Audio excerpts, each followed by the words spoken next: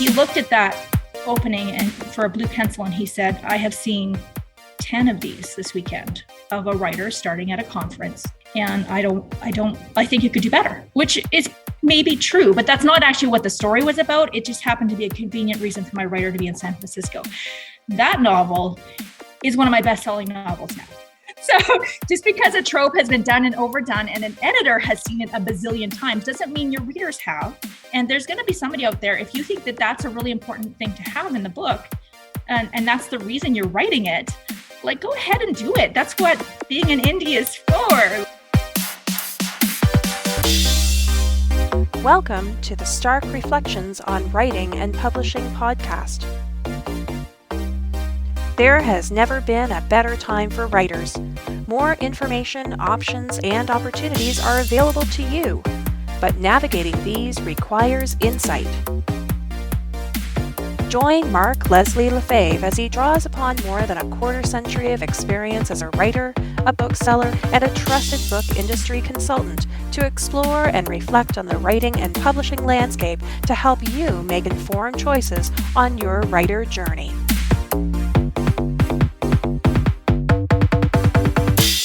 Hello, Reflectives, and welcome to episode 231 of the Stark Reflections podcast. This is your host, Mark Leslie Lefebvre.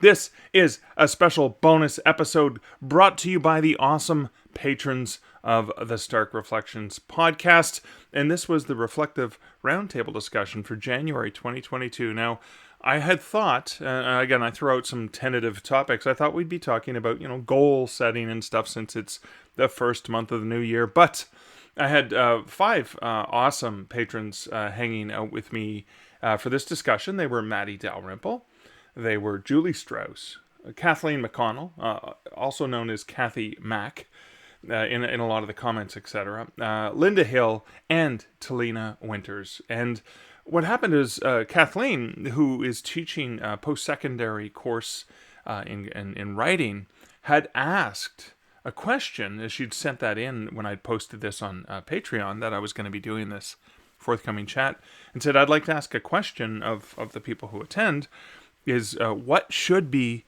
included in a course for writers? In the specific course, third year university course for writers that she is teaching. And that was a wonderful discussion. And we chatted about that through the full hour in sort of related topics. But that's the gist of the conversation, is what are those essential things that are important for students, writers, beginning writers to know, which I think is amazing content, particularly if you're a newer listener to the podcast or you're just beginning on your writing journey. It's going to be useful. Or for people like me who've been doing it since the mid-1980s, I'm always learning new things, and so it was really, really great to just chat with some really bright people, have a really, really good time. And so that's coming up as the main content. I'm not going to go through comments or some of the other personal matters, because this is going to be a full hour podcast, and I'm really excited to share it with you. And I want to say a special thank you, because this podcast is sponsored by the patrons of the Stark Reflections podcast. And thank you, patrons, so much. I really appreciate you, your support, and it means so much to me that you support the podcast, and that's why I wanted to do an extra bonus episode, because I reached that landmark with my patrons that I want to continue to give back, not just to my awesome patrons, but to the entire community of listeners, because that's how awesome my patrons are in helping support the greater community of writing. And I love that community of writing, and I love the fact that I have such great patrons. I love the fact that I have such amazing listeners. So that's it. If you wanted to support the podcast and you didn't want to become a patron, and this is thanks to Matty Dalrymple, and I think we even talked about it the last time I had her as a guest on the show, but buymeacoffee.com/Mark Leslie, where you can buy me a coffee, or better yet, just leave a review for the podcast on the podcatcher of your choice, or better yet, share it with a friend that you think would find value in the Stark Reflections. So there's not going to be a reflection at the end. It's just going to be straight into this interview, this conversation, I should say, the Reflective Roundtable for January 2022 with Matty, Julie, Kathleen, Linda, and Talena. Thank you guys so much for coming and hanging out with another reflective roundtable. My name is Mark Leslie Lefebvre, and I'm hanging out with several of my awesome patrons. And if you guys are so inclined to introduce yourselves, I'd love to just do a quick roundtable so people can hear the voices that they may hear in the next hour. I'll start with you, Matty. I am Matty Dalrymple. I am the author of the Anne Kinnear suspense novels and suspense shorts and Lizzie Ballard thrillers. And I also podcast, write, speak, and consult on the writing craft and the publishing voyage as the indie author. Cool. Thank you. I'm gonna go down from where you are on my screen to Kathy. Hi, I'm Kathy Mack. I'm a traditionally published poet and essayist, and just branching into online publishing. And I work teaching at St. Thomas University in Fredericton, New Brunswick, Canada. Cool. Awesome. And Linda is right below me on the screen, the way I have the configuration. So you're next. Hi, I'm Linda Hill. I'm a romance author of Romance Light and Dark, and I'm a freelance editor. And that's about it. Awesome. Thank you. And Talena. I'm Talena Winters. I write page-turning romantic and fantasy novels for teens and adults, and also a developmental editor. And I recently started a podcast, so I'm very excited about that. And I'm not nearly as polished at this as Matty. Talena, what's the name of your podcast? It's called Coffee and Real Talk for Writers. Ooh. I'm only a few weeks in, so That's a great title. thank you. Real Talk for Writers. Got to make a note for the show notes. Oh, awesome.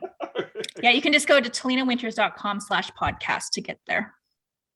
And speaking of podcasters, the person above you on the screen also has a podcast about books. Hey, Julie.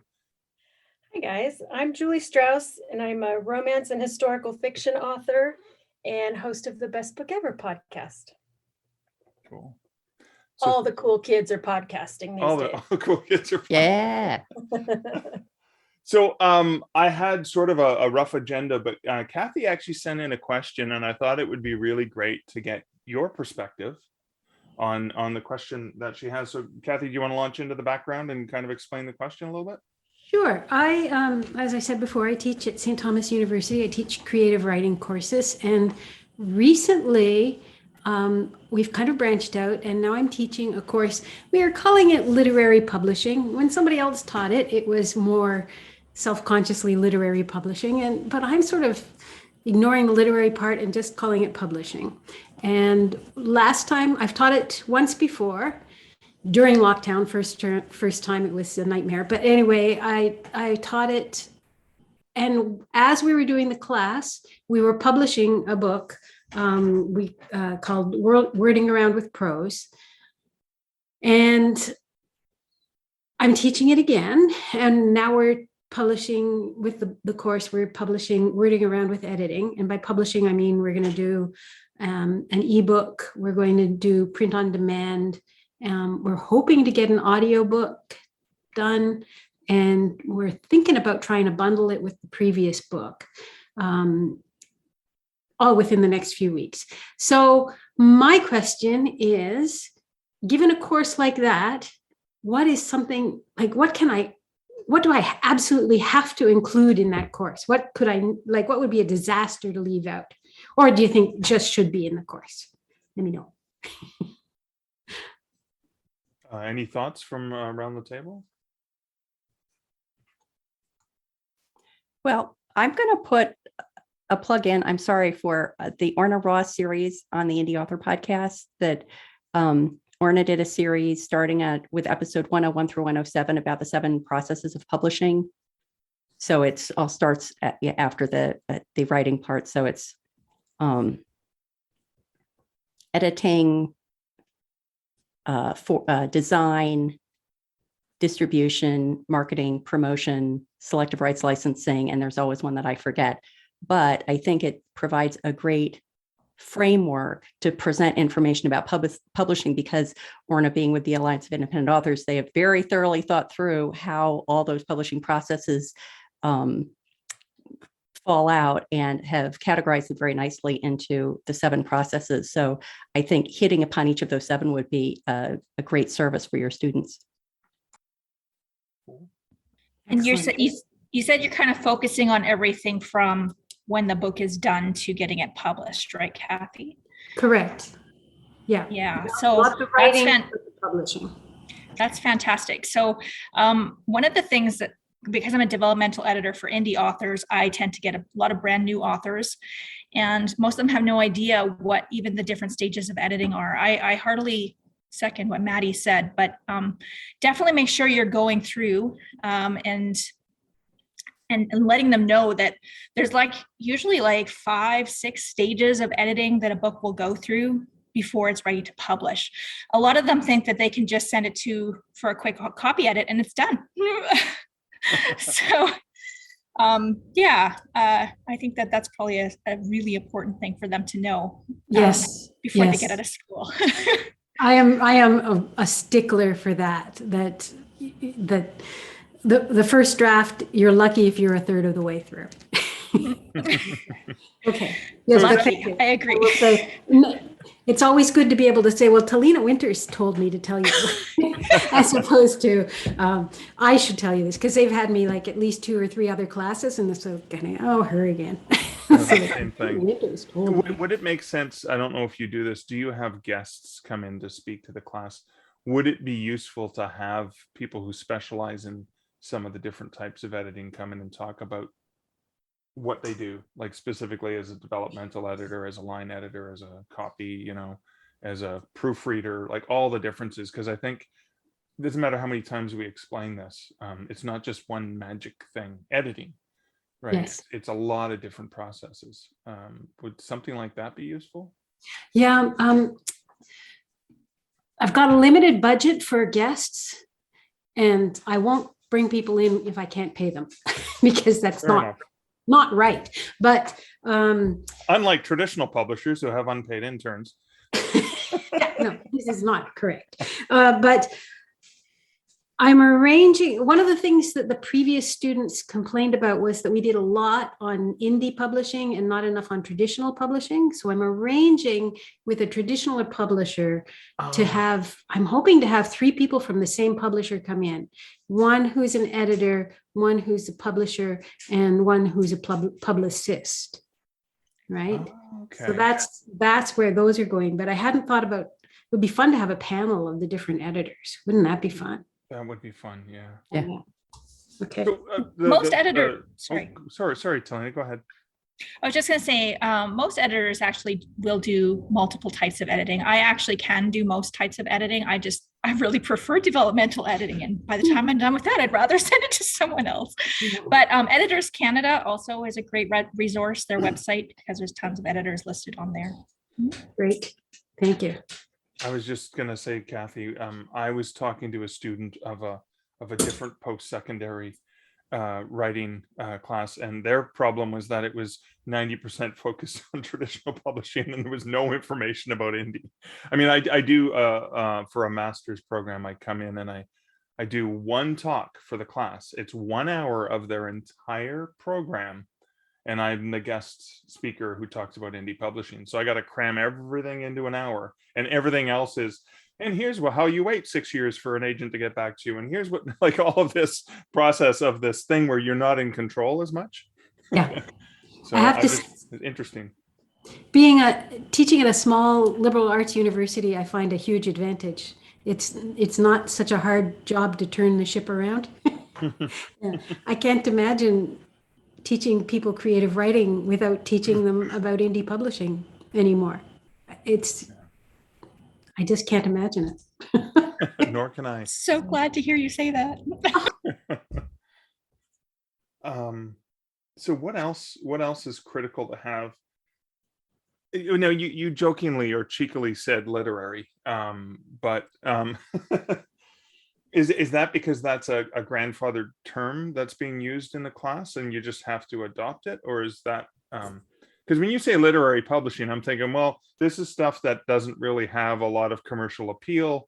It's going to be navel gazing. It's maybe wants to get nominated for an award, but people will buy it and not finish reading it. That's my impression growing up. I got a degree in English, and so a lot of times when you threw literary in my face, I went, oh, hard. Or irritating.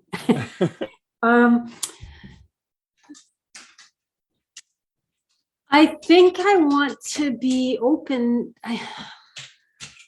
I'm interested in teaching skills to the students. In the creative writing classes, we focus on skills development, and it's the same thing in the publishing class. And whether or not, I mean, my students love writing fantasy. That's got to be the single biggest genre, fantasy and horror. Maybe some science fiction, and then after a while they get into the romance, but they're really focused on genre. So I'm not too fussed. We have another teacher, there's two of us who teach creative writing, and he's much more fussed on the literary stuff. So between the two of us, we cover a lot of bases. Yeah. Okay, that's cool. Is there much about I'm trying to think about all the things that I think are important to learn about the logistics of a business plan. And so what I'm thinking is, as a publisher, you think, and I was just talking to someone about this earlier today, okay, how are we going to pitch this to the publisher? How many copies of the previous books sold? How many copies can they expect to sell? Who is their audience? Why would they want to invest in it? Or if you're an indie author, how much is it going to cost? What's the time cost? What is the commitment cost of the different people you have to work with? All of the professionals you're looking at working with or hiring. And what are the costs and what are the expectations in terms of sales? So when you actually break it down and say, okay, setting the ebook prices, you talked about you want to do an ebook print book, set the price. How do you set the price? Like, how do you decide the price? How do you realize the margin? Because you can set a higher price knowing that the margin's bigger, but you're looking at the market and say, well, that's $6 more than the best-selling books in that genre. I don't know, like, is that going to be a component of the class? It is now. No, that's something that I hadn't thought about. And I'll shoehorn that in somehow. Yeah. As an academic, I'm not the world's most eminently practical human being. As a poet, it's a double whammy, right? But yeah, it seems like that would be a very important thing. Well, it doesn't have to be done like CPA is doing it. It's just like a high level, hey, it roughly costs this much for an editor, this much for a cover designer, this much for whatever. Here's what the cost. It costs you $2,500, let's say, for example. Yeah. How many do you expect to sell in this format? What do you make per unit cost? When are you going to make that back? Just so they can understand that as excited and as passionate we are about telling our stories,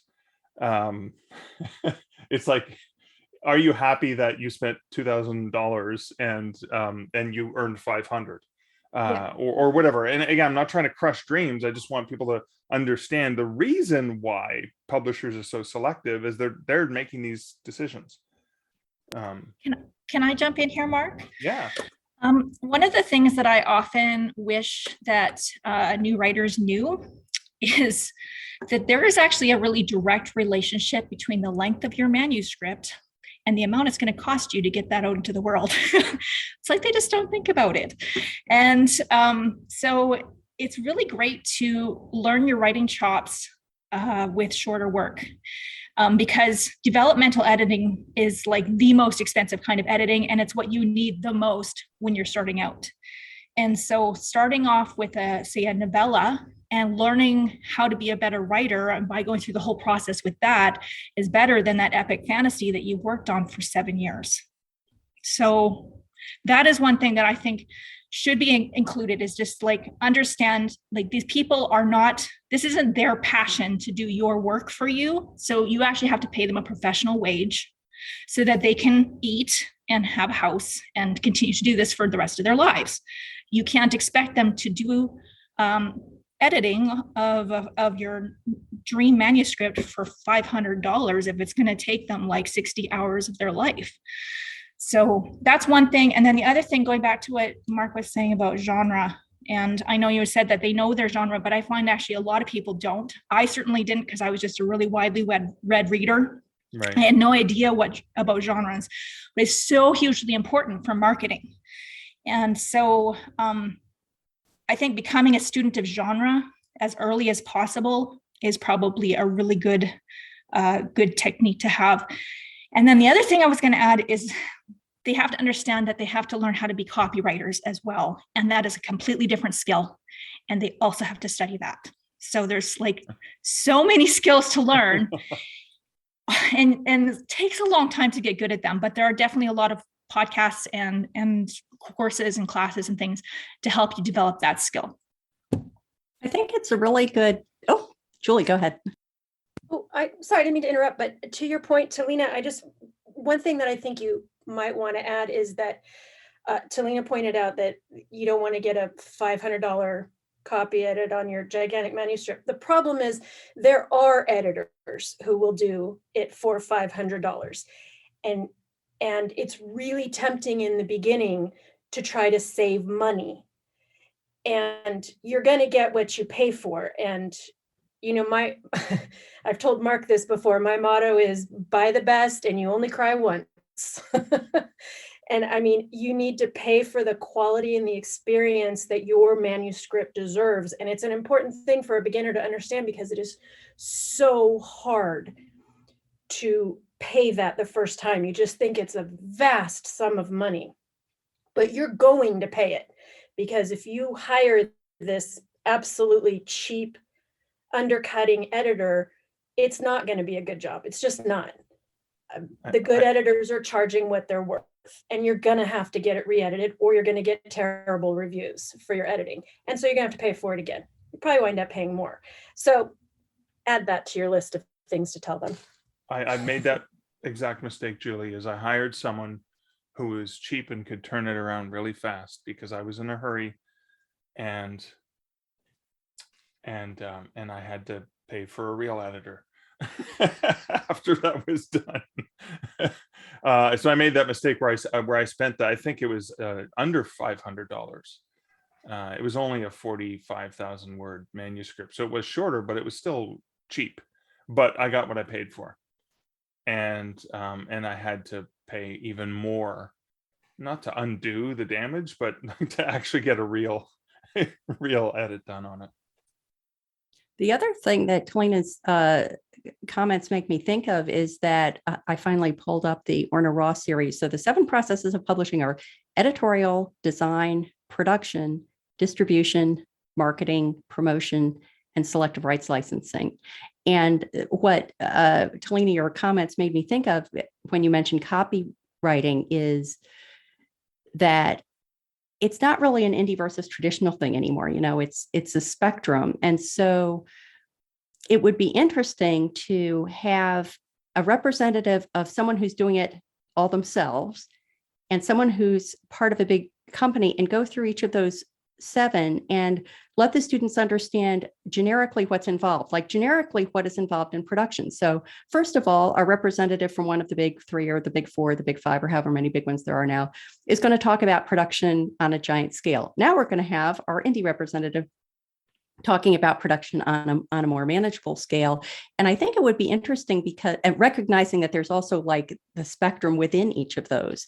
And so you might get to promotion and say, copywriting is an important part of promotion. If you're an indie editor or author and you want to do it all, then you're going to have to know how to do this yourself. If you go with a giant traditional publisher, they're going to have a whole group of professionals who just do that. Then there's this whole spectrum in the middle that's like, I'm indie, but I recognize I'm never going to be good at this, so I'm going to hire someone else to do it. But it's still useful to understand what they're doing in order to manage that work. So looking at each of those and then saying, how much do you or can you do yourself? How much do you or can you turn over to somebody else? And what are the implications of all those choices?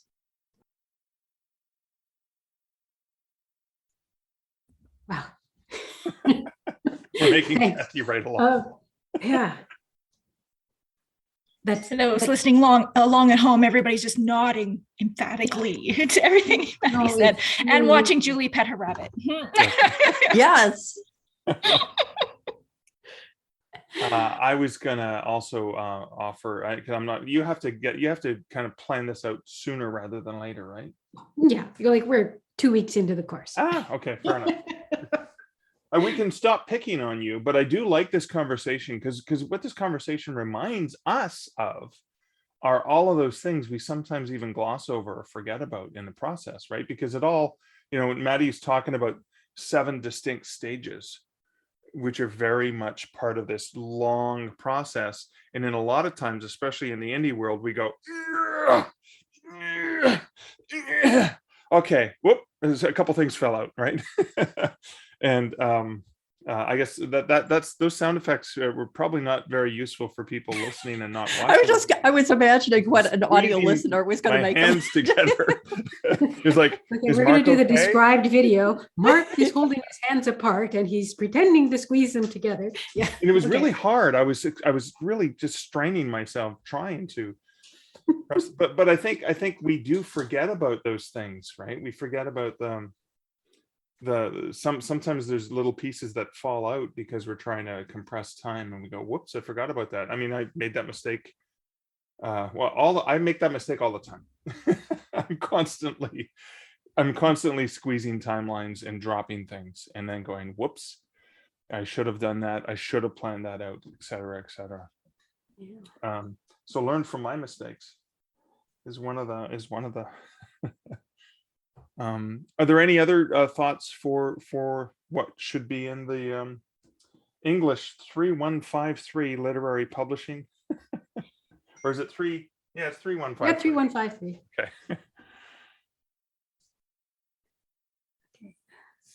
That's really helpful. Like a lot of good things that I'll manage to shoehorn in sometime or do next time, or even put in a different course. Because Cool, good. but I'm a huge constantly, it feels like my whole existence as a creative writing teacher is reminding people to revise.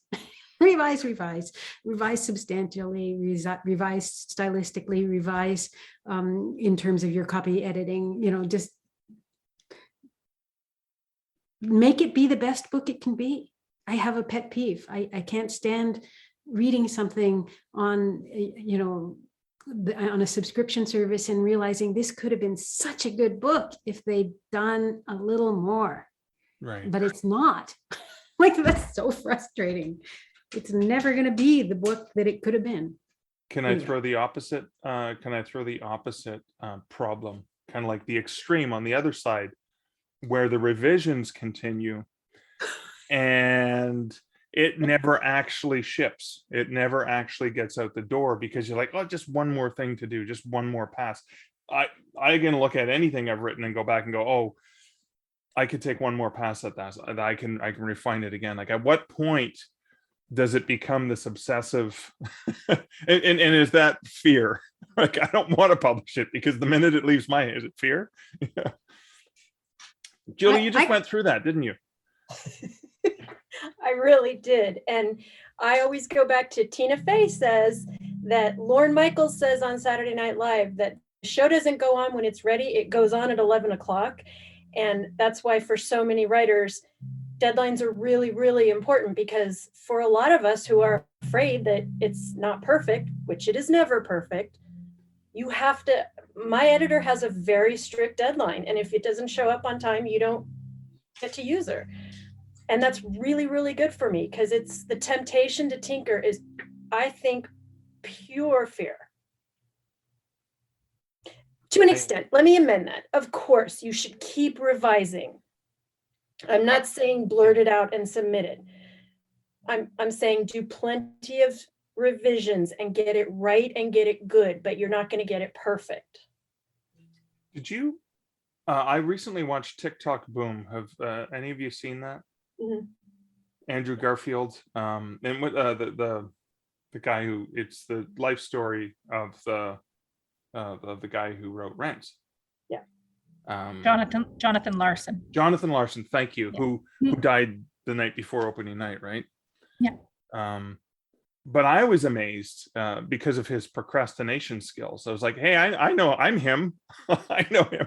Where he hadn't even written the main song for that reading he was doing until, was it the morning of, and he hands it to the lead singer just before people are showing up. And Yikesy. that's a bit of an extreme, of course. But that it reminded me of that, right? That process of all, and again, what I liked about that is there's all these people who are counting on him to have this, because they have to sing them, they have to perform, they have to play the music, the producers, like the people who are renting the space or offering the space, and his agent who even comes through and brings a bunch of people to come see him. It was kind of interesting, and we as authors don't get to see all of those people. We don't like recognize, like in a stage show, there's all the people on the stage, there's the backstage people, whatever. When it comes to a book, it's got my name on the cover. And maybe on the copyright page we know who designed it, maybe sometimes the editors acknowledge somewhere in the book, but we don't get to see all of those people who are involved in the process. So it seems on the surface, if you don't look at it, like a solo project, right? The dream of the writer, not realizing that the writer is part of a massive dynamic team, I think, that changes and morphs. I don't know where I'm going with that. It was just I think I was thinking of that TikTok boom, I guess, with the deadline, and my blood pressure was going up, because that's me. I've done this so many times. My husband was totally laughing at me because I actually started off as a musical theater writer too. So I was like, oh man, this gets just like a little too close to the heart. You know what I'm saying? I think the whole deadline question is really fraught too when you're doing it as a business and you're hoping to, pay the bills with the money. And I've just been going through this because I ill-advisedly had a goal of having a new Anne Kinnear novel out every 6 months. And I had put one out in October of 2020, and then I had one out in April of 2021. And I thought, oh, good, I'll get the next one out in October of 2021. And shot right past that, got it to my editor in November, got it back. And it really needed like pretty much a complete overhaul. And so I thought, okay, well, I can do it by January.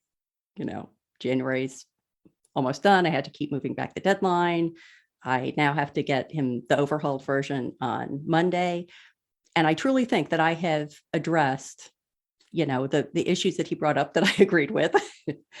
And that it is, twice the book it would have been if I tried to force it out in October. But I'm not up for another complete overhaul. I think I'm going to have to give him the book and say, I need to be able to finish this up about a month after you give me the deadline. So don't tell me that you don't like my protagonist or something like that, because at some point you do have to just make the business decision that this is a quality product, and it has to get out there so I can work on the next thing. It's very, very tricky. Like, I think this has got to be a question that every creative person wrestles with for their entire career about that.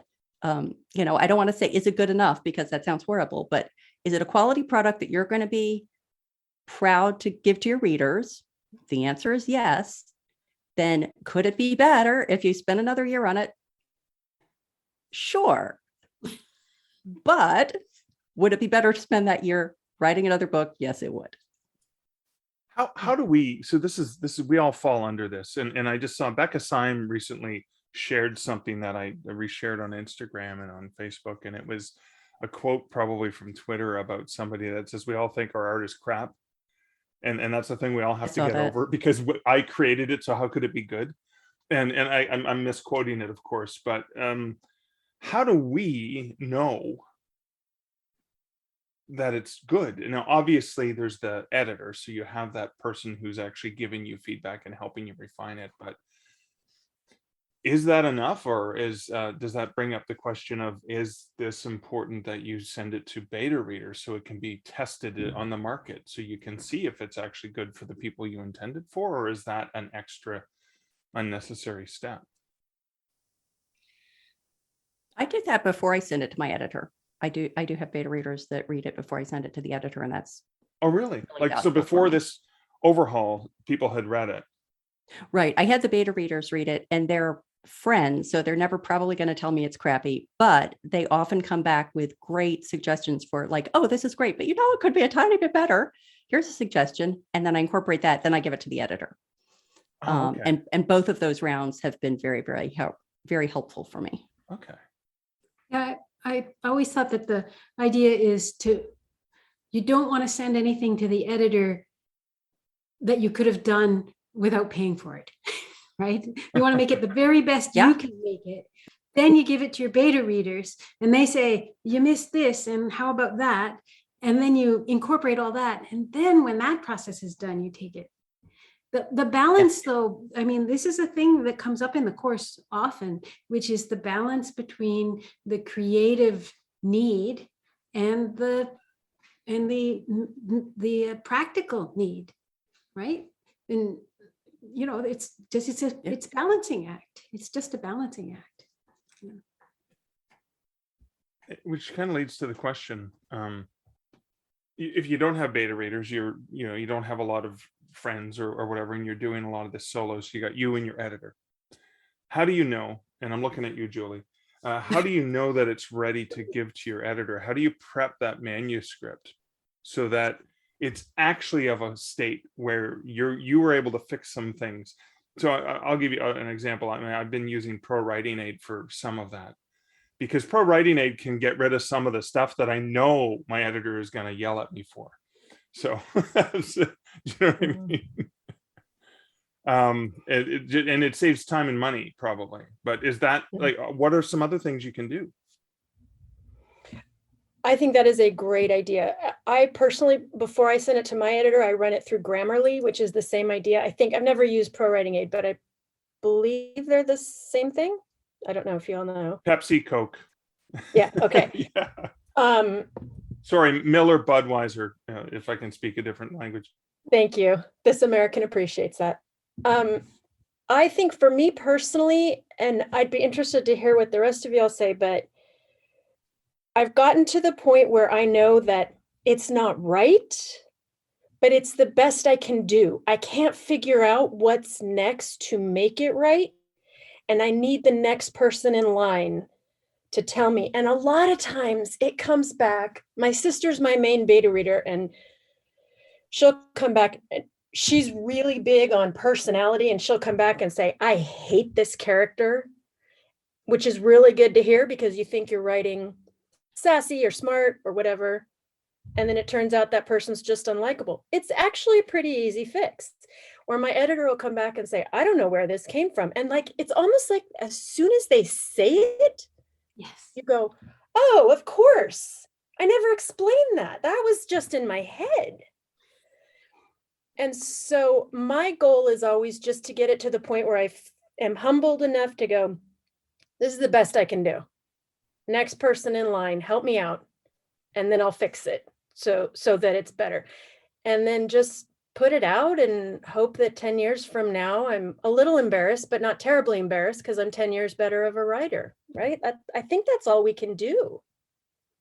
Well, I'm fascinated with the fact that Joanna Penn is going back and revising her first arcane thriller.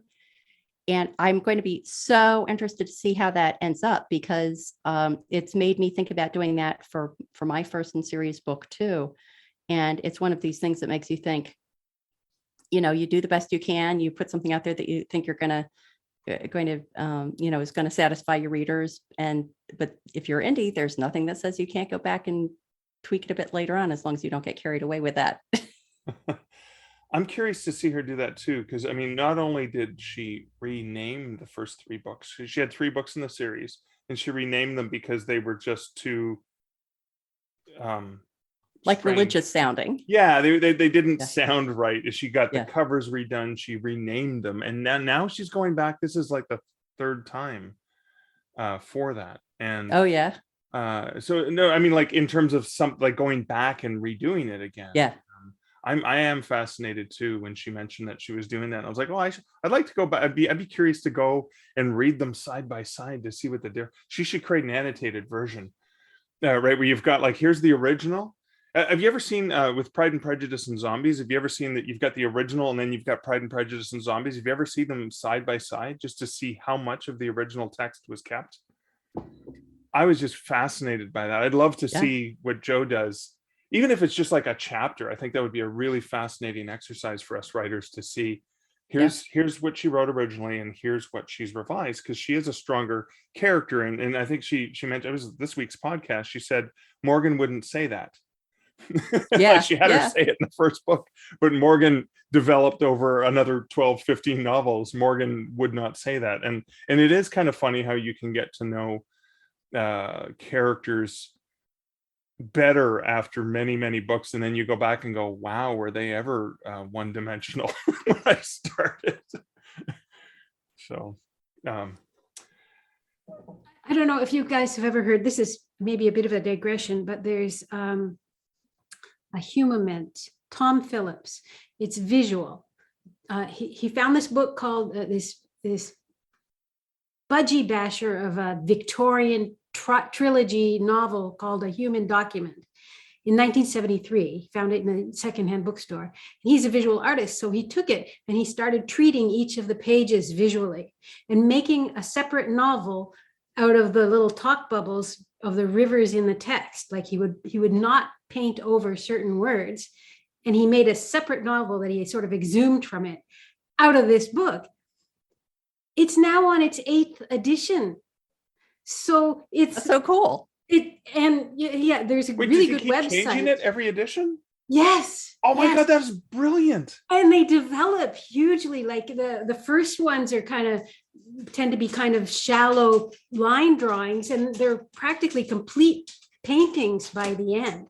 So and there's a really good website that compares some of the editions page by page. Anyway, it's just a fascinating project. Well, I'm fascinated by, so the original text was 1973, but was the this a original text text was a Victorian novel? Oh, Victorian, so it was in the public domain. So I was like, how did he get away with that? Yes, Copyright public laws. domain. And it's a terrible book. I actually found a copy of it and read it, and it's just awful. I'm fascinated by the term budgie basher, which Google did not have any illumination on. What the heck does that mean? But it's a great big book. You know, if there's a bird flying around in your house and you need to stop it. Budgie bash. You're cruel to birds. Is that what you're trying to tell us? Sorry. It's probably not a correct thing to say. Sorry. Oh my God, I got to use that. Oh, I'm turning my mic off now because Trace was pacing around. Oh, I grew up with a budgie. Now I'm having all of these really emotional. I would never bash a budgie. What we say, just swinging a cat around these parts when you're just throwing ideas against the wall. And I mean, you're not really going to swing a cat. So, wow, no. Got to go up the food chain from bird to cat, right? I believe this counts as a major digression. That's from okay. my digression. We're allowed to. And actually, we're only about 15 minutes left from the end, and I've really been enjoying this. So thanks for kicking us off with that, Kathy, because I think these digressions are important. But our editor will probably come in and say, "No, listen, they went way off." That showed some humanity, but let's get back to it. We lost Julie for a second, but she'll probably pop back on. She got so alarmed by the digression that she left. She's waiting for us to do bunny bashing because she was. Let's not go down this route anymore. Okay, no, going back to the topic. Yeah. I was going to say, going back to how do you know when it's ready to move on? I think it's definitely something that develops with confidence in your career, and also like in getting that feedback and hearing from like your editors and your beta readers that you actually have some kind of a writing talent, even though the imposter syndrome probably never goes away. And then, even getting some reviews is helpful. but yeah, there's certain personalities that just have a much easier time with it and saying, okay, it's time to move this on. And so if you have a more deliberative and thinking personality, and going back to Becca Simon, the strengths, one of my sons just did the Clifton strengths, and his top 10 strengths are like all the thinking strengths. I'm like, oh, that explains so much. so doing is not necessarily his biggest strength, but yeah. So, it's, if you have one of those personalities, I think it's helpful to probably give yourself some kind of a deadline to know that, okay, when I've achieved this point, it's time to bring in a collaborator like a beta reader or an editor to give me some feedback, because it's probably not as bad as I think it is. That's my 2 cents. Okay. I also have an author friend that I was working with on his unfinished manuscript, and I was trying to work with him on getting it done. And one of the problems he ran into as a creator, and I thought I'd throw out the idea on how do you deal with this, is when I said, well, what if this happens, then this happens, then this happens? And he says, yes, but that's too easy. Like, that came to me and it came to you, and that's not enough. I need to have a twist. And I remember Dean Wesley Smith and Christine Catherine Rush teaching during some of the writing workshops I've been privileged enough to attend with them, saying that when you're writing a story on a theme, because we do these short story workshops, you have to write something really fast. It's like, yeah, it's a good story, but you went for the low-hanging fruit, right? You went for the obvious as opposed to trying to reach. And that just reminded me of how do you know it's the low-hanging fruit, or how do you know that it's the in a mystery or whatever, right? How do you know that the resolution's just kind of too obvious, as opposed to a twist? I love when a twist I didn't see coming. And then when it happens, especially with really good setup from the characterization and all the little things they plant earlier in the novel, which may or may not have been there in their first draft. When you go, oh my God, that's so good, and I should have seen that coming. And like when you can kick yourself, like in Sixth Sense, for example, you can kick yourself and go, they've given us all the clues. Yep. But we didn't see it. Like, we can spoil that one. It's been out long enough, right? We won't spoil Spider-Man, but we'll spoil that one. But is that, how do you know that it was too easy, or is that okay? Again, I think that's where having a developmental editor is essential. Even like really experienced writers, like for myself, I will still send especially my more complicated books like that, I will send them for a developmental assessment, because that editor is always going to see something that I didn't see. They're a collaborator. They want this book to succeed just as much as I do. And so they're going to be giving me ideas that I can then riff off of and make the story even better. I mean, that's the way developmental editing works. So yeah, I think that if you're like, how do I know if it's good enough? That's what your collaborators are for. Cool. I also think, Mark, it's a matter of experience, because I'm working with students 18 to 21 years old, and they have an idea and they think this is the best idea ever. And I'm sort of like, I've read this every year for the last 10 years. And so I have to tell them that somehow, that in a way that, like, I find the thing in there that's unique to them and say, push this moment, make this bigger. And then also read this book and this book and this book, and you'll see what the problem is. But really, there's a lot of experience and a lot of reading. And yeah, get a developmental editor, because they've done a lot of that too. You just reminded me of something, because I wrote a lot of horror short stories to try to get into the markets back in the day, and it was constantly, they had these tropes that they didn't want to see again, especially in science fiction and horror, and so this was like the late 80s, so it was, no, I don't want a vampire story where we find out that the person that the vampire was going to be turn into a victim had AIDS, right? Like, because it was a blood, you pass through the blood. No, I don't want a story where these people in a spaceship crash land on a new planet and his name is Adam and her name is Eve. Like, I know I don't want, because they've seen that thousands of times, right? And that's the kind of, I have to go back to those, because they're sort of like the first ones I remember going, oh, neat. So people send in. And then, of course, when I became an editor, I went, yes, people send in those stories. Not recognizing that it's been it's been told. But that being said, Hamlet wasn't original. A couple other things, like Lindsay Broker, of course, got started writing indie because nobody wanted her elves and orcs novels, and I think she's done okay with it. And even in my own experience, after my very first book, which was just a novella I put out for practice, my next idea was a book about a writer, and it opened at a writing conference in San Francisco. And I took that to a wonderful publisher, editor at When Words Collide once, and he's a wonderful man, and I don't blame him at all for telling me this. But he looked at that opening and for a blue pencil, and he said, "I have seen 10 of these this weekend of a writer starting at a conference, and I think you could do better," which is maybe true, but that's not actually what the story was about. It just happened to be a convenient reason for my writer to be in San Francisco. That novel is one of my best-selling novels now. So it's just because a trope has been open done. With the writer at the conference in San Francisco? It still does. So just because a trope has been done and overdone and an editor has seen it a bazillion times doesn't mean your readers have. And there's going to be somebody out there, if you think that that's a really important thing to have in the book, and that's the reason you're writing it, like, go ahead and do it. That's what being an indie is for. Like, But I love the premise of that, and it is kind of like I love doing this with exercises where you give everyone the exact same setup. Here's the first paragraph. It's the exact same set of dialogue, two characters saying things to one another, and you give 10 people that, and they have to finish it. It's like the writer who goes to the conference. It's going to be 10 different stories. So being able to see beyond that, I think, is also an important skill. For yourself sometimes. Yes, it is similar, but here's where it's unique. Here's where it's different.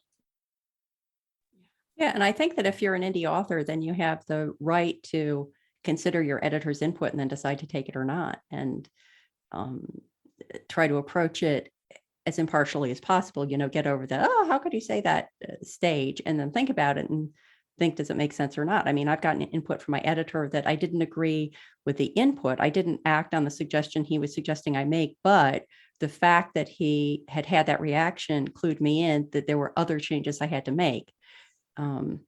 So, if one educated, intelligent reader had this reaction to it, then I better do something somewhere else to make that realistic. But in the end, it's the author's choice if you're an indie publisher.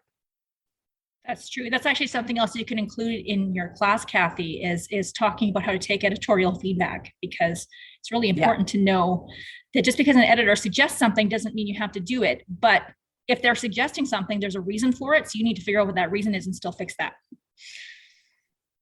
Yeah, I like that, because oftentimes you think oh no, the editor said this, I better do it. Now, I usually accept probably 90% of stuff that I get back, but there are some things that I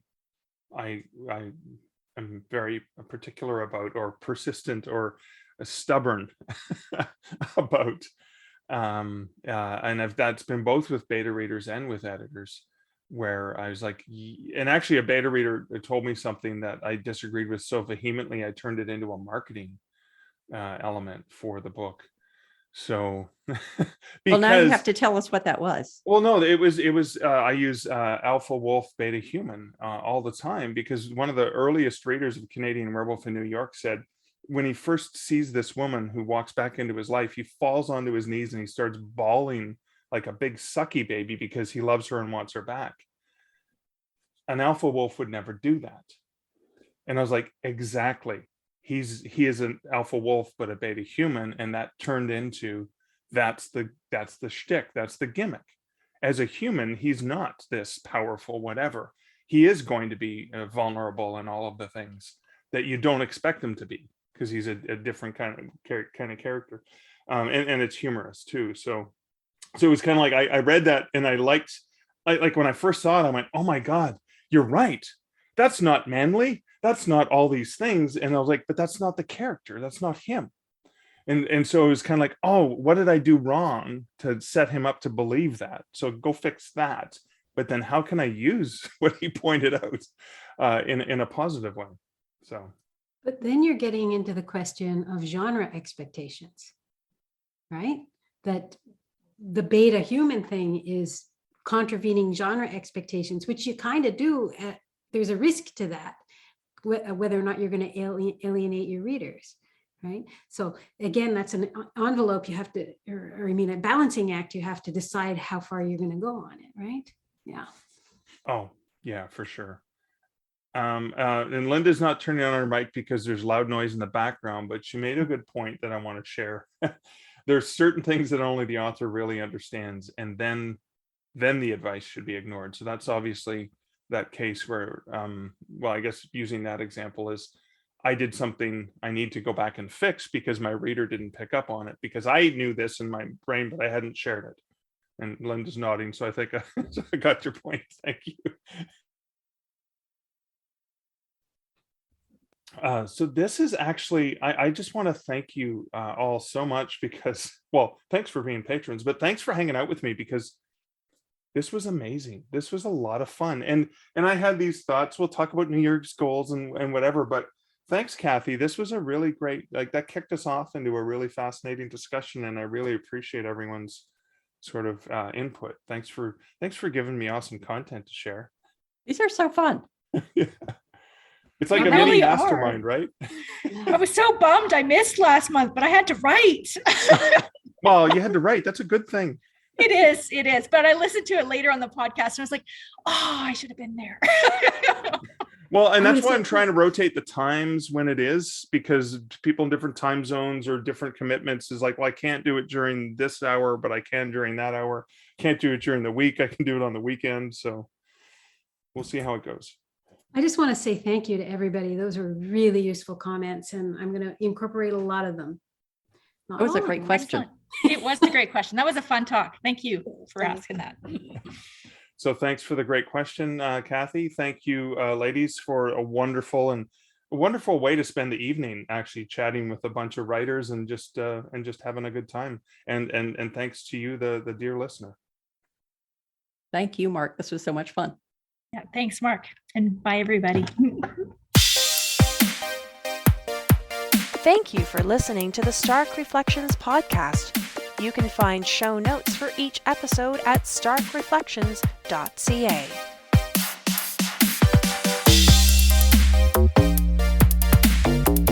The music for this podcast, Laser Groove, was composed and produced by Kevin MacLeod. Check out more of Kevin's great music at incomptech.com.